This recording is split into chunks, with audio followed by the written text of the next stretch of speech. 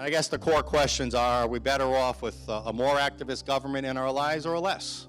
By the way, I love this state. I come here every summer to vacation. It has so many assets. There's no reason that Rhode Island should be such a poor performing state. In fact, if you go back 50 years ago, Rhode Island was one of the three richest states in the country. I think we should also make sure that people understand that though the corporate tax rate is in fact 9%, which is the fourth highest in the nation, 94% of the of the companies that actually pay a corporate tax in Rhode Island pay the minimum. The most harmful tax is the income tax, and the reason for that is that's a tax on entrepreneurs and small businesses. The second worst tax is the corporate tax. And by the way, I bet Tom and I could sit down together, and in 15 minutes, the two of us who probably disagree on 90%, we could probably sit down, Tom, and come up with a better corporate income tax system than you have here. You're exactly right. You've got a high tax rate. It raises no money. What's the point of that, right? What's the point of having one of the highest corporate tax rates in the country and not raising any money out of it? I'm with you. Cut the rate, get rid of the loopholes, and you're going to have a more efficient system. The other thing I'd say, Stephen, is that if you think that we are advocating for the status quo, you are actually not listening very carefully. Our perspective is that the status quo is what you crave. We have tried tax cuts for rich people. What happened?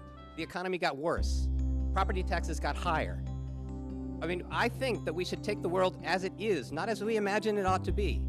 And I think that the status quo is roughly what Stephen has been proposing. We have tried tax cuts over the past 20 years. We have tried them repeatedly at the state level. It's not fair to necessarily say that because you cut tax rates, that you're necessarily automatically losing revenue. You can recover revenue by actually putting more people back to work, which is clearly an issue we have here in Rhode Island. I'm going to have to jump in here because, as I've said before, math is real. It's not a left-wing conspiracy. Do we as individuals have a responsibility to others?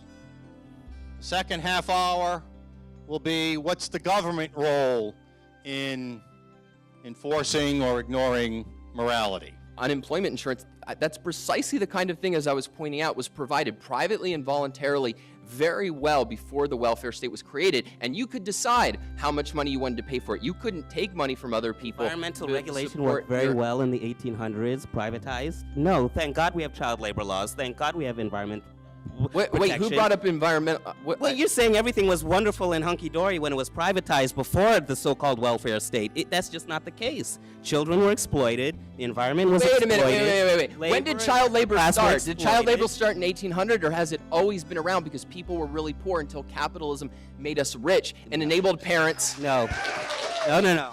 And enabled parents to have the money to send their children to school. Well, a great democracy is built on a great debate of ideas, because that's what it's all about. And boy, do we have a great debate today. I mean, widely varying views.